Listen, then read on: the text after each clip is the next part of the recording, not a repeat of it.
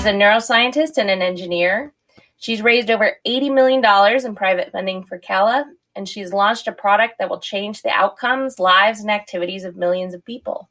Thanks. My scientific journey has certainly been a meandering one that converged ultimately in what became Cala Health. And he and my mom actually met at a Dylan party that was at the University of Toronto.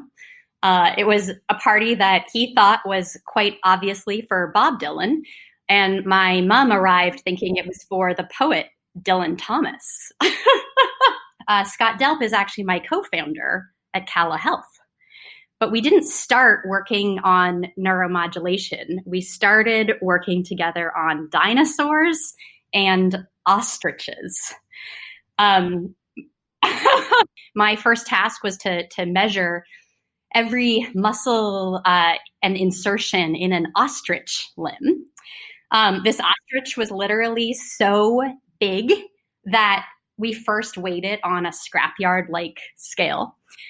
We weighed a truck with the ostrich in the bed, then took the ostrich off the bed of the truck and weighed it again and took the difference. And that was the official measurement of the ostrich's weight. MRI was basically invented by incredibly brilliant, but also incredibly lazy graduate student. So he was tasked with performing magnetic spectral analysis on hundreds of test tubes, a very manual and laborious process requiring loading each one into a magnetic spectrometer. But he realized that if he lined up 10 of them in a row and put a magnetic gradient across them, he could use a Fourier analysis to extract the 10 spectra at once. So I started poring over the fruit and vegetable aisles at our local Mexican and Chinese grocery stores.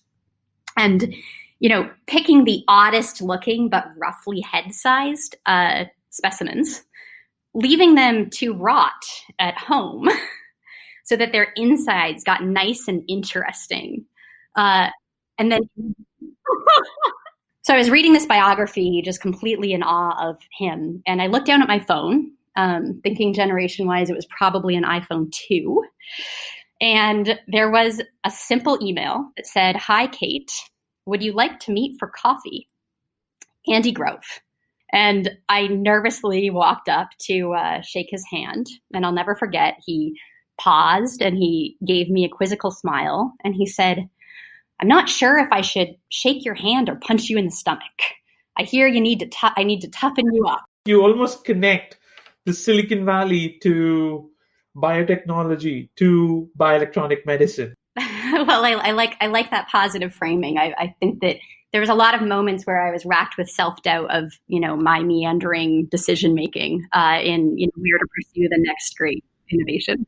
Yeah, thanks. It's been fun talking through the history that got here because I hadn't really put together the pieces of how those different experiences in those industries kind of felt then natural to just converge to pick the best parts and put them together.